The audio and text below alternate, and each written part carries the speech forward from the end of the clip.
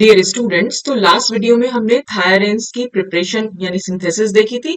और आज के वीडियो में हम देखेंगे इसके केमिकल रिएक्शंस। ठीक है, तो इसमें पहली जो रिएक्शन, और ये बेटा केमिकल रिएक्शंस थायरेन्स की बिल्कुल वैसी ही हैं जैसी अब तक हम एजिलिडीन्स या ऑक्सीडेंट के केस में पढ़ते आ रहे हैं, बिल्कुल वैसी ही है। तो आपको इन तीनों की एक कंपैरेटिव स्टडी भी करनी हो ना, तो अगर आपके लिए बहुत इजी, क्योंकि रिएक्शंस बहुत सारी है तो कैसे आप याद करोगे। तो आप ना एक टेबुलर फॉर्म में इन तीनों की रिएक्शंस एक साथ लिख सकते हो, तो इससे आपको इजी पड़ेगा समझने में। हालांकि सबका प्रोसेस एक जैसा ही है और सबकी मैकेनिज्म एक जैसी है, तो बहुत इजीली आपको याद हो जाएंगी, बहुत मुश्किल नहीं है ये। तो सबसे पहले रिंग ओपनिंग रिएक्शन, जैसे कि हम पढ़ते ही आ रहे हैं।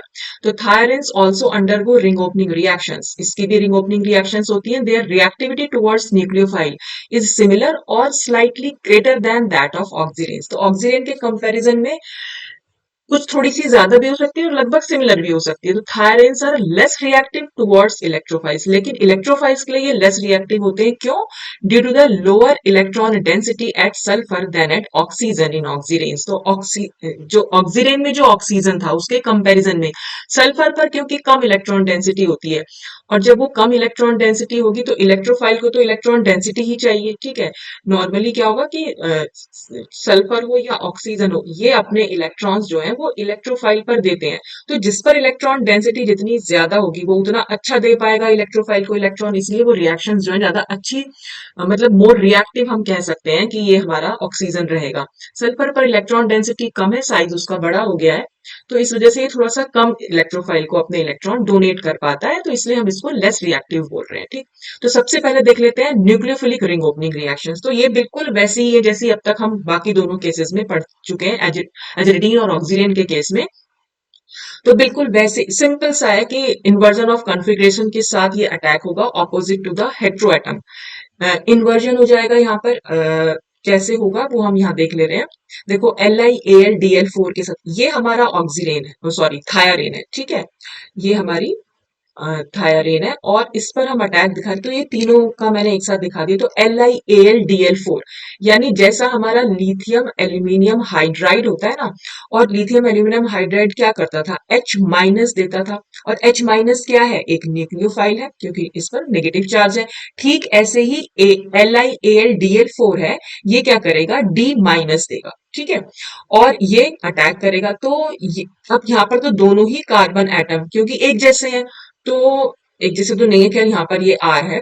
तो यहाँ पर क्या हो रहा है कि जो इसमें बताया हुआ है कि nucleophilic ring opening reaction normally क्या होता है, इन्वर्जन ऑफ कॉन्फ़िगरेशन के साथ होती है। ठीक है, तो यहाँ पर SN2 मैकेनिज्म हम यूज कर रहे हैं। तो SN2 मैकेनिज्म अगर हम यूज करेंगे तो किस तरह से ये रिएक्शन हो पाएगी वो देख लेते हैं जरा।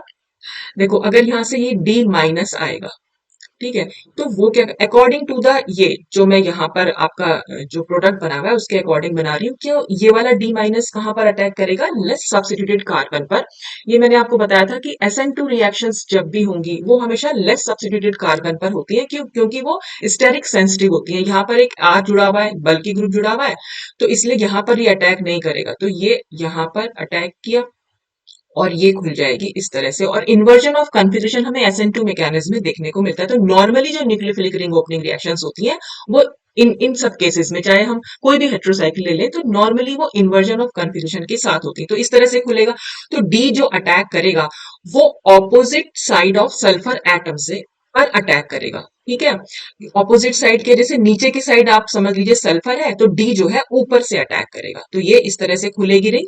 तो ये यहाँ से क्या हो, ये बॉन्ड यहाँ से टूट जाएगा और डी माइनस जो है, देखिए जब हम मैंने इसको, ये तो मैं बहुत बार बता चुकी हूँ, जब मैंने इसको ऐसे घुमाया तो जाहिर सी बात है इस पर नेगेटिव चार्ज जाएगा। और हालांकि चार्ज है नहीं, जाता नहीं है यहाँ पर, लेकिन मैं आपको चार्ज के कंसर्न में ही समझाती आई हूँ।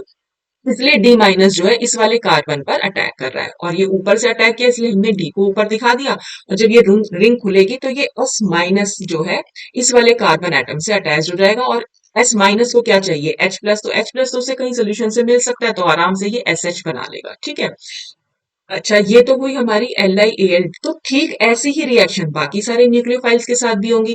तो C2H5OH में न्यूक्लियोफाइल क्या हो गया, C2H5O माइनस, यानी इथॉक्साइड आयन हो जाएंगे और H पर हो जाएगा पॉजिटिव चार्ज। तो यहाँ पर क्या होगा, ये नेगेटिव चार्ज जो है इस पर अटैक, ये नेगेटिव चार्ज जो है यहाँ पर अटैक करेगा और ये रिंग ऐसे ओपन होगी। तो यहाँ पर फिर से S माइनस होगा इस वाले कार्बन से जुड़ा हुआ, और ये C2H5O इसके ऑपोजिट साइड यानी ऊपर की साइड से जुड़ जाएगा, जैसे यहाँ पर दिखाई रखा है, ठीक है। और S माइनस, और यहाँ से आ जाएगा ये H प्लस, तो ये वाला H प्लस इस S माइनस से जुड़ जाएगा तो ये SH बन जाएगा। ठीक ऐसे ही R NH2 में क्या होगा, यहाँ पर भी क्या होता है, ये NHR अलग होता है इस पर, और ये एक H, यानी इस पर पॉजिटिव चार्ज है और यहाँ पर ये नेगेटिव चार्ज है, ठीक है। तो इसका नेगेटिव चार्ज अब की बार NHR जो है यहाँ पर वो एज ए न्यूक्लियोफाइल काम करेगा, तो बिल्कुल रिएक्शन तो ऐसे ही होनी है, ठीक है। और S माइनस से ये वाला H प्लस जो है वो जुड़ जाएगा, तो न्यूक्लियोफिलिक रिंग ओपनिंग तो जैसे अब तक हम पढ़ते आए हैं बिल्कुल वैसे ही हो रही है, ठीक है।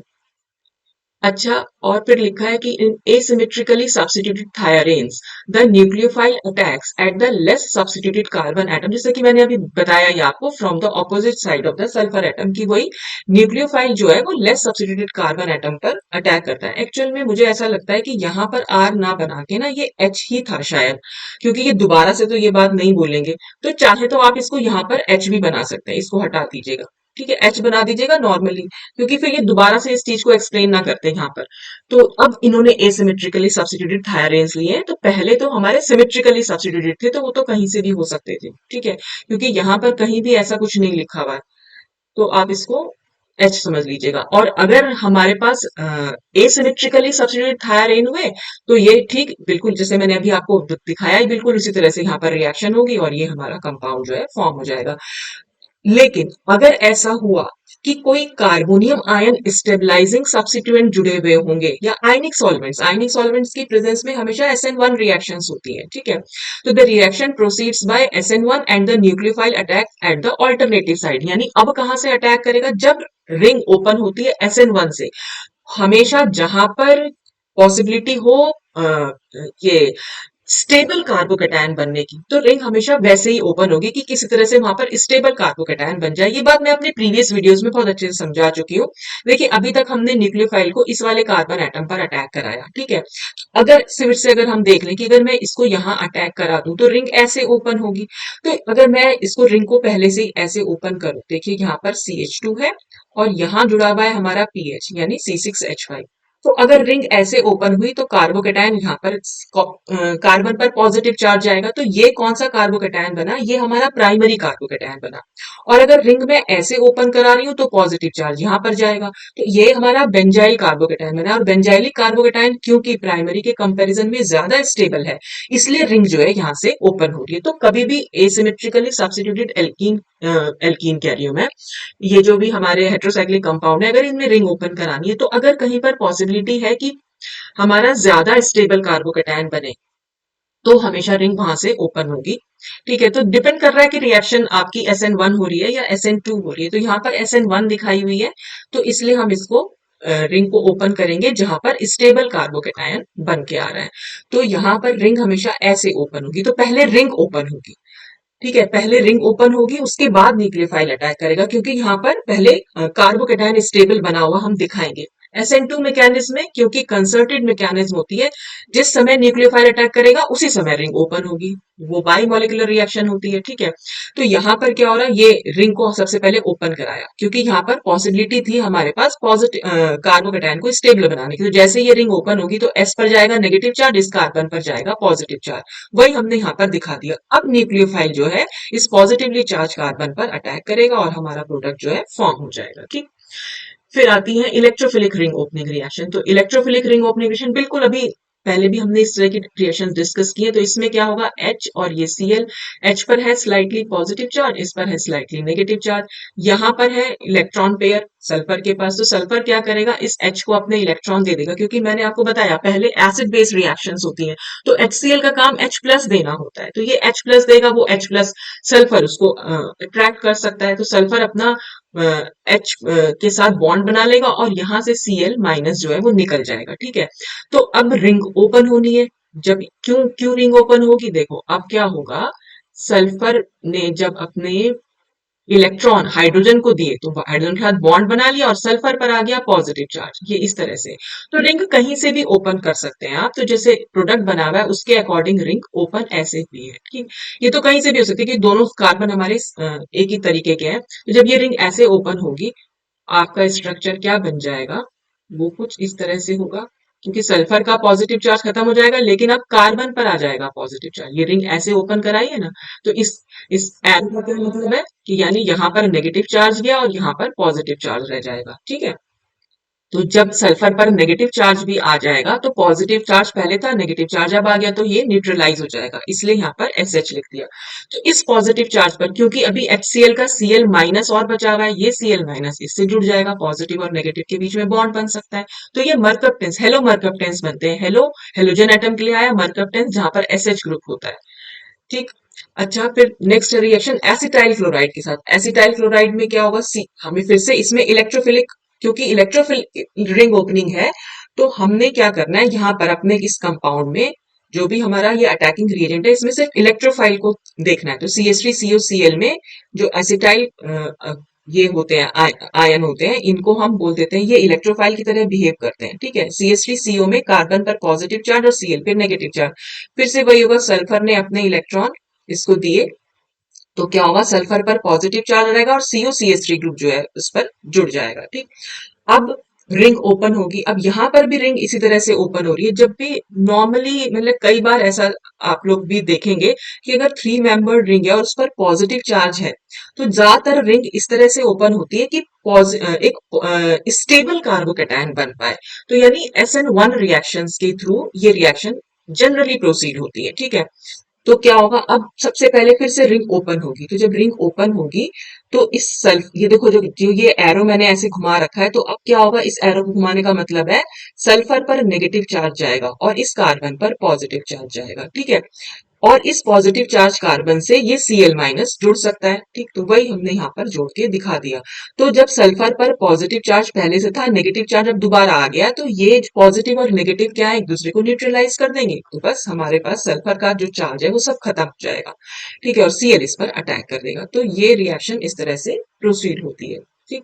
तो उसके बाद हाँ, वो तो हमारी रिंग ओपनिंग रिएक्शन थी। अब हम बात कर लेते हैं डी सेकेंड टाइप की रिएक्शन से, डीसल्फराइजेशन। डी माने होता है निकल जाना, सल्फराइजेशन सल्फर का निकल जाना, इसलिए हमने लिखा हुआ है extrusion of sulphur atom. Extrusion means वही निकल जाना। तो इसके लिए हम रिएक्शन देख लेते हैं। ये रिएक्शन काफी बड़ी थी ना, 2 रिएक्शंस एक साथ एक स्लाइड में नहीं आ रही थी, इसलिए मैंने पिछली वाली स्लाइड को ब्लैंक छोड़ दिया था। तो इसमें क्या है, reaction of thiirane with methyl iodide. Methyl iodide के साथ जब रिएक्शन कराते हैं तो यहां से सल्फर कैसे निकलती है वही दिखाया है। तो CH3I में भी यहाँ पर कार्बन पर पॉजिटिव मान सकते हैं और आई पर आप नेगेटिव, ठीक है। सल्फर पर इलेक्ट्रॉन्स तो है, तो सल्फर क्या करता है, अपने इन इलेक्ट्रॉन्स को वैसे ही जैसे कि अभी हमने इलेक्ट्रोफिलिक रिएक्शंस देखी थी बिल्कुल वैसे ही, ठीक है। तो ये CH3 पर अटैक करेगा। तो सल्फर ने क्योंकि अपने इलेक्ट्रॉन CH3 को दे दिए हैं, इसलिए सल्फर पर गया पॉजिटिव चार्ज। अभी इसका I माइनस जो है वो बचा हुआ है, ये I माइनस क्या करता है, यहाँ से अटैक करेगा इस पर, रिंग ऐसे ओपन होती है। तो ये रिंग इस तरह से ओपन होगी यहाँ पर। तो जो वो हम SN2 मैकेनिज्म दिखा रहे थे बिल्कुल उस तरह से ये रिएक्शन मैकेनिज्म मतलब आएगी इसकी, कि I माइनस इसको अटैक करेगा ऊपर की साइड से और ये जो बॉन्ड इलेक्ट्रॉन्स है ये इधर की साइड शिफ्ट हो जाएंगे। तो सल्फर पर फिर से नेगेटिव चार्ज जाएगा, तो पॉजिटिव नेगेटिव फिर से न्यूट्रलाइज हो जाएंगे और इस वाले कार्बन से हमारा SCH3 जुड़ जाएगा और ये I जो है इस वाले कार्बन से जुड़ जाएगा, ठीक है ना। अच्छा, इसके बाद अभी ये पहला मॉलिक्यूल हमने CH3I का जोड़ा, अभी दूसरा मॉलिक्यूल, क्योंकि कुल मिलाकर 3 मॉलिक्यूल्स यहाँ पर CH3I के यूज रख होते हैं। तो फिर से क्या सिचुएशन हमारे पास वही है, सल्फर के पास लोन पेयर ऑफ इलेक्ट्रॉन्स है, CH3 पर फिर से पॉजिटिव चार्ज है, I पे नेगेटिव चार्ज है। सल्फर फिर से अपने इलेक्ट्रॉन्स जो है इस CH3 को दे देगा। जैसे सल्फर इसको दे देगा तो यहाँ पर ऑलरेडी एक CH3 तो दूसरा CH3 और आ जाएगा, तो CH3 होल ट्वाइस हो गया, क्योंकि सल्फर ने अपने इलेक्ट्रॉन मिथाइल ये मिथाइल ग्रुप को दिए हैं, तो इसलिए सल्फर पर आएगा पॉजिटिव चार्ज, ठीक है। अब इसका I माइनस और बचा हुआ है, जो दूसरा मॉलिक्यूल हमने CH3I का लिया है तो उसका I माइनस है।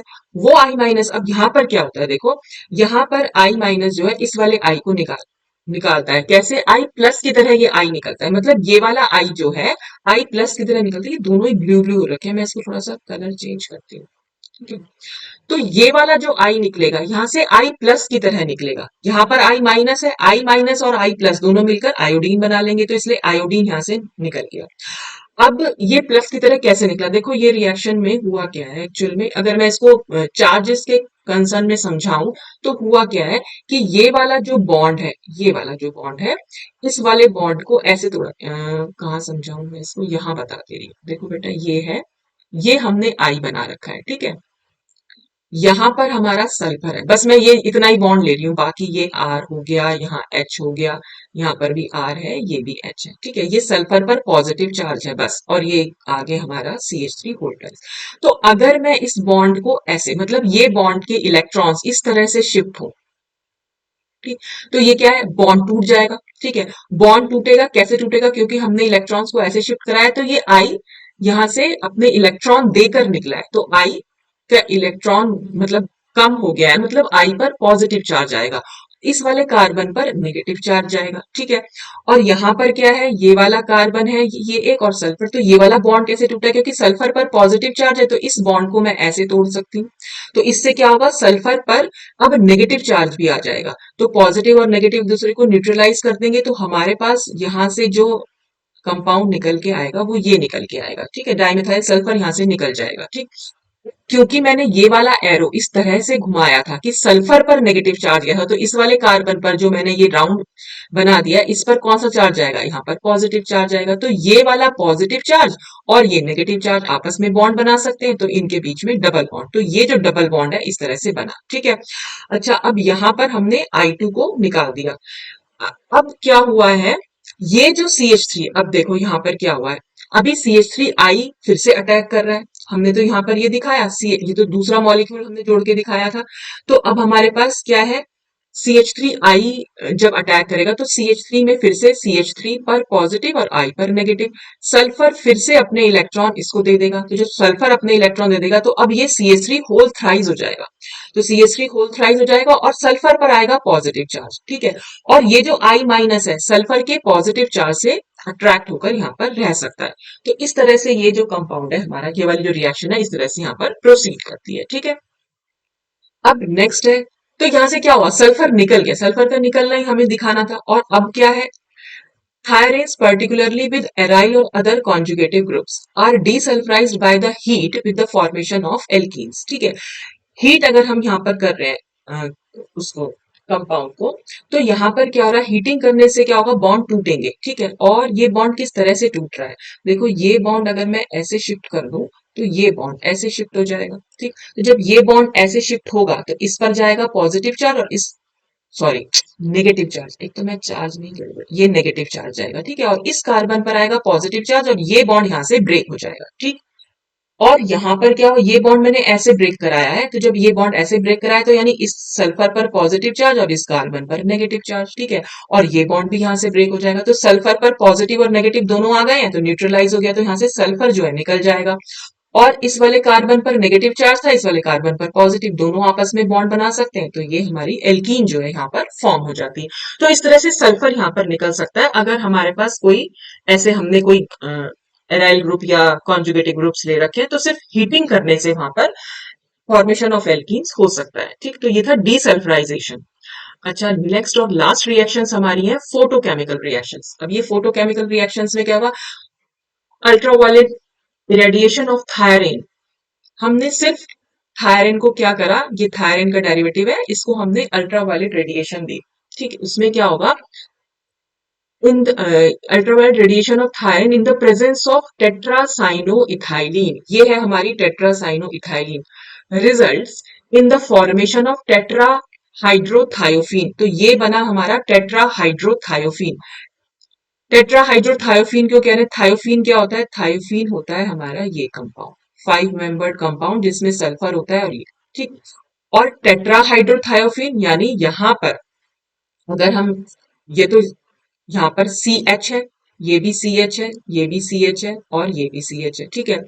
अगर यहाँ पर ग्रुप्स जुड़ जाएं, मतलब एक और हाइड्रोजन, यहाँ भी हाइड्रोजन, यहाँ भी हाइड्रोजन और यहाँ भी, चारों पोजीशन पर अगर हाइड्रोजन आ जाए तो ये CH2 हो जाएगा और ये बॉन्ड जो है यहाँ से ब्रेक हो जाएगा, ठीक है। तो ये हमारा जो टेट्राहाइड्रोथायोफीन होती है उसका स्ट्रक्चर होता है ये, ठीक। और यही स्ट्रक्चर तो यहाँ बन रखा है। बस यहाँ पर इन्होंने क्या कर रखा है, जो यहाँ पर CH2 है, इस दोनों हाइड्रोजन को रिप्लेस कर रखा है बस। ठीक है। तो वो मतलब हम ये कह सकते हैं कि यहाँ पर टेट्राहाइड्रोथायोफीन का डेरिवेटिव बना है कुल मिलाकर, ये बात। ठीक। अब इसमें क्या हुआ, इन्वॉल्विंग, ये कैसे बना, involving photochemical cycloaddition via, photochemical cycloaddition reaction हुई है यहाँ पर, और 4+2 साइक्लो एडिशन हुई है। कैसे हुई है, via 1,3 dipolar cycloaddition of a thiocarbonyl ylide intermediate. तो ये जो थायोकार्बोनिल इलाइड इंटरमीडिएट है, वो ये इंटरमीडिएट बना है, यानी ये पूरा का पूरा, इसको हम बोल रहे हैं थायोकार्बोनिल इलाइड इंटरमीडिएट। ठीक है। मैंने पीछे नाम नहीं लिखे, आप लोग लिख दीजिएगा, तो इसलिए मैंने आपको अलग अलग बता दिया कि क्या क्या चीज है ये। एक बार देखते हैं ये रिएक्शन हुई कैसे। देखो, सबसे पहले लाइट हमारे पास है, कुछ कोई और हमारे पास कंपाउंड नहीं है, ये रिएक्शन तो हमारी बाद में जाकर होगी। इसके सबसे पहले लाइट की प्रेजेंस में क्या होगा कि यहाँ पर जो इलेक्ट्रॉन्स है, ठीक है, ये बॉन्ड अगर यहाँ मतलब इलेक्ट्रॉन्स यहाँ बॉन्ड बनाएंगे और ये बॉन्ड इस तरह से ब्रेक, ठीक, तो उससे क्या हो जाएगा, यहाँ पर C से दो पीएच जुड़े हुए हैं। ठीक है। ये बॉन्ड अगर मैं ब्रेक कर दूंगी तो देखो इस पर एक पॉजिटिव चार्ज आएगा और इस पर एक नेगेटिव। जिस समय इस पर पॉजिटिव चार्ज आएगा, सल्फर अपने इलेक्ट्रॉन इसको दे देगा। सल्फर अगर अपने इलेक्ट्रॉन दे देगा तो सल्फर पर पॉजिटिव चार्ज आएगा और ये बॉन्ड जो है यहाँ पर डबल बॉन्ड बन जाएगा। ठीक है। ये इस तरह से होगा और ये बॉन्ड तो हम तोड़ ही चुके हैं, ये C, और इस पर आ गया नेगेटिव चार्ज और सल्फर पर आ गया पॉजिटिव चार्ज। तो ये हमारा कंपाउंड जो है यहाँ बन के आया। इसी को हम बोल दे रहे हैं ये थायोकार्बोनिल इलाइड इंटरमीडिएट। अब देखो इसमें क्या है, इसमें ये जो स्ट्रक्चर बना रखा है वो क्यों बना रखा है, ये हमारा एक्चुअल में रेजोनेंस हाइब्रिड बना रखा है हमने। कैसे, देखो अब इसका रेजोनेंस हाइब्रिड कैसे बन सकता है। देखो ये नेगेटिव चार्ज अगर मैं यहाँ शिफ्ट करा दूं तो भाई ये बॉन्ड इस कार्बन पर शिफ्ट हो जाएगा, तो हमारे पास क्या बनेगा कंपाउंड, ये पीएच, ये पीएच, ये C पर नेगेटिव चार्ज हो जाएगा। ठीक है। ये सल्फर फिर से वही पॉजिटिव चार्ज के साथ रहेगा, ये डबल बॉन्ड, और ये कार्बन, कार्बन का पॉजिटिव चार्ज खत्म हो जाए, सॉरी नेगेटिव चार्ज खत्म हो जाएगा क्योंकि इसने इलेक्ट्रॉन्स यहाँ शिफ्ट कर दिए हैं। ठीक। तो नेगेटिव चार्ज इस वाले, देखो इस वाले स्ट्रक्चर में रेजोनेटिंग, ये इसकी रेजोनेटिंग फॉर्म है। ठीक है। तो इस वाले रेजोनेटिंग फॉर्म में इस वाले कार्बन पर अगर मैं नंबर 1 दे दूं इसको, ये नंबर 1 है और ये नंबर 2 कार्बन है, तो इस वाले स्ट्रक्चर में नंबर 2 कार्बन पर नेगेटिव चार्ज है और इस वाले स्ट्रक्चर में नंबर 1 कार्बन पर नेगेटिव चार्ज है। तो अगर हम इसका रेजोनेंस हाइब्रिड बनाएंगे तो वो कुछ इस तरह से बनाएंगे, मतलब ये कार्बन, ये सल्फर, ये कार्बन और इस पर पॉजिटिव चार्ज, और हम इसको ऐसे ऐसे ऐसे दिखाएंगे।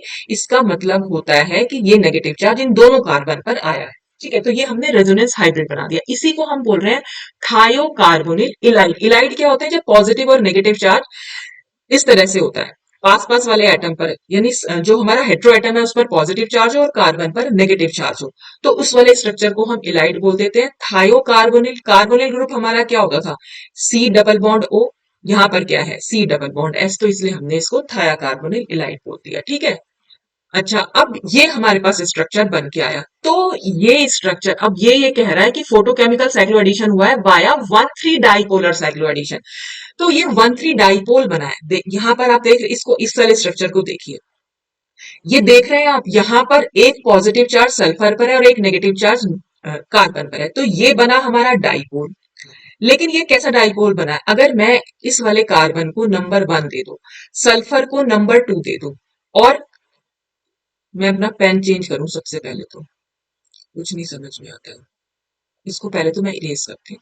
ठीक है। और इसके बाद कौन सा, येलो, चलो यही ले ले रहे। मैंने क्या बनाया था, ये पीएच, ये पीएच, ये कार्बन। ठीक है। इस कार्बन पर तो नेगेटिव चार्ज दिखा सकते हैं, ये भी पीएच, ये भी पीएच, और ये हमारा एक सल्फर। एक पर अगर मैं डबल बॉन्ड दिखाऊंगी तो इस पर पॉजिटिव चार्ज है और ये नेगेटिव चार्ज है। ठीक है। तो अब अगर मैं इनको नंबरिंग करूं, तो नंबरिंग करने के लिए मैं फिर से एक बार पेन चेंज कर लेती हूँ। ये वाला 1 नंबर हो गया, ये नंबर 2, और ये कार्बन हो गया नंबर 3। 3 एटम्स दिख रहे हैं आपको। ठीक है। तो 3 एटम्स में 3 और 2 नंबर पर पास पास वाले एटम पर पॉजिटिव और नेगेटिव चार्ज है, तो ये एक डाइपोल है। और ये एक तरह से कह सकते हैं कि ये 1,2 डाइपोल है, क्योंकि पास पास वाले एटम पर हमारा जो है नेगेटिव चार्ज है। अब हम इसको 1,3 डाइपोल में कैसे चेंज कर सकते हैं, 1,3 डाइपोल कैसे हो जाएगा, अगर ये बॉन्ड में यहां शिफ्ट कर, तो जब ये बॉन्ड यहां शिफ्ट हो जाएगा तो हमारे पास स्ट्रक्चर कैसा आएगा? अब हमारा कार्बन पर जाएगा, ये कार्बन पर तो नेगेटिव चार्ज है ही, इस पर तो कुछ नहीं हुआ है। ये सल्फर का पॉजिटिव चार्ज तो खत्म हो जाएगा क्योंकि इस पर आ जाएगा नेगेटिव चार्ज, ये पॉजिटिव नेगेटिव दूसरे को न्यूट्रलाइज कर देंगे और इस वाले कार्बन पर जाएगा पॉजिटिव चार्ज। अब फिर से नंबरिंग करते हैं इसकी, ये नंबर 1 है, ये नंबर 2 है और ये नंबर 3 है। तो आप देख रहे हैं 1 और 3 एटम पर क्योंकि पॉजिटिव और नेगेटिव चार्ज है इसलिए हम इसको बोल रहे हैं कि ये 1,3 डाइपोल है। तो ये 1,3 डाइपोलर एडिशन होगा, साइक्लो एडिशन होगा किसके साथ? हमारा ये जो हमने यहाँ पर एक एल्कीन ली हुई है, ठीक है, जिसको हम बोल रहे हैं टेट्रासाइनो इथाइलिन ले रखिए। टेट्रासाइनो इथाइलिन कैसे बनी होगी? ये CH2 डबल बॉन्ड CH2, ये इथाइलिन होती है, इसके दोनों H को 2 CN से हमने रिप्लेस कर दिया, इसके भी दोनों H को 2 CN से रिप्लेस कर दिया, तो हम इसको बोल रहे हैं टेट्रासाइनो इथाइलिन, ठीक। अब आप देख रहे हैं, एक बार मैं फिर से पेन चेंज करती हूँ। तो यहाँ पर क्या है, क्योंकि दोनों का साइक्लो एडिशन हो रहा है, दोनों चीजों को जुड़ना है, तो दोनों में क्या है, अब इसका डबल बॉन्ड भी टूटेगा, इसका डबल बॉन्ड टूटेगा, कैसे भी तोड़ सकते हैं आप इसको। यहाँ अगर मैंने, चलो इसको मैं उल्टा, इसको मैं ऐसे तोड़ रही हूँ, ठीक। तो इस पर जाएगा नेगेटिव चार्ज और इस पर जाएगा पॉजिटिव चार्ज। अब क्या होगा, ये जो 1 वाले कार्बन पर पॉजिटिव चार्ज है और इसका भी नंबर दे दूं मैं, इस वाले कार्बन को मैंने दे दिया नंबर 1 और इस वाले कार्बन को दे दिया नंबर 2। तो 1 पर हमारा नेगेटिव चार्ज है और 2 पर हमारा पॉजिटिव चार्ज है। तो जो ये 1 का, ये वाला 1,3 डाइपोल है, ठीक है, इसको हम 1,3 डाइपोल बोलते हैं और बेटा इसको हम बोल देते हैं कंपाउंड को डाइपोलैरोफाइल, यानी जो डाइपोल पर अटैक करे उसको हम बोलते हैं डाइपोलैरोफाइल, ठीक है। तो अब मैं इसको डाइपोलैरोफाइल ही बोलूंगी। तो 1,3 डाइपोल पर जो 1 नंबर पर कार्बन एटम का पॉजिटिव चार्ज है और डाइपोलैरोफाइल में 1 नंबर पर जो नेगेटिव चार्ज है, ये दोनों आपस में बॉन्ड बना सकते हैं। तो बस यहीं पर इन दोनों का बॉन्ड बना है और ऐसे ही इस नेगेटिव चार्ज ने 1,3 डाइपोल के जो 3 एटम पर नेगेटिव चार्ज है और डाइपोलैरोफाइल के जो 2 एटम पर पॉजिटिव चार्ज है, वो दोनों आपस में बना सकते। मैं इसको इसके ऊपर ही ना बना दूं, यहां बना दे रही हूँ मैं। ये जो स्ट्रक्चर मैंने डाइपोलैरोफाइल का स्ट्रक्चर है वो मैं यहां बना दे रही हूँ, CN2 और ये CN2। मैंने इस पर नेगेटिव चार्ज दिखाया हुआ है, इस पर पॉजिटिव चार्ज दिखाया, तो भाई ये पॉजिटिव ये नेगेटिव आपस में बॉन्ड बना सकते हैं और ये पॉजिटिव और ये नेगेटिव आपस में बॉन्ड बना सकते हैं, बस यही तो बॉन्ड बना है। और ये इसी तरह से हमारी 5 मेंबर रिंग जो है वो बन के आई है। तो 1,3 डाइपोलर एडिशन, साइक्लो एडिशन जब भी होते हैं वहां पर हमेशा 5 मेंबर रिंग बनती है, ठीक है। ये 1,3 डाइपोलर एडिशन मैंने आपको पहले भी समझाया हुआ है और अगर आपको और डिटेल में समझना है तो पेरिसाइक्लिक रिएक्शंस में मैंने बना रखा है वीडियो 1,3 डाइपोलर साइक्लो एडिशन, तो वहां आप जाकर आप देख सकते हैं। तो ये हमारा एक्चुअल में 4+2 साइक्लो एडिशन होता है। तो 4+2 क्या होता है वो सब भी मैंने वहां समझाया, तो यहाँ तो समझने की इतना जरूरत नहीं है, यहाँ कंपाउंड कैसे बना बस वो मेरे को आपको बताना था। तो इस तरह से हम यहाँ पर ये कंपाउंड की कुछ रिएक्शन, जो थायरीन की रिएक्शन थी वो मैंने आपके साथ डिस्कस की। तो आज जो है आपका ये थायरेज खत्म होता है, बल्कि 3 मेंबर्ड हेट्रोसाइकिल्स भी खत्म होते हैं। इसके बाद हम स्टार्ट करेंगे 4 मेंबर्ड हेट्रोसाइकिल्स। तो आज के लिए बस इतना ही। Thanks for watching.